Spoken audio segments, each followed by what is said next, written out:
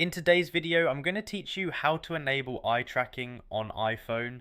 Alright, so I'm starting right here on my iPhone, and the first thing I'm doing is opening up the Settings app. I tap on that gear icon, give it a moment to load, and once I'm inside, I'm looking through the list of options on the screen. From here, I scroll down until I see Accessibility, and once I find it, I tap on it to go inside. Now I'm in the accessibility menu and I continue scrolling down through the list until I spot eye tracking. When I see it, I tap on eye tracking and that takes me into the section where the feature can be controlled. Alright, now that I'm on the eye tracking screen, I can see the toggle labeled eye tracking. This is what I'm looking for, so I go ahead and tap the switch to turn eye tracking on. The change applies immediately, so there's nothing else I need to confirm or save. Once that's done, I pause here for a moment just to make sure the toggle stayed enabled and everything looks right. If I ever want to turn it back off again, I can just tap the same toggle, so it's really easy to adjust whenever needed. Now I'm backing out through the menus step by step, heading back toward the main screens, and that's really the entire process.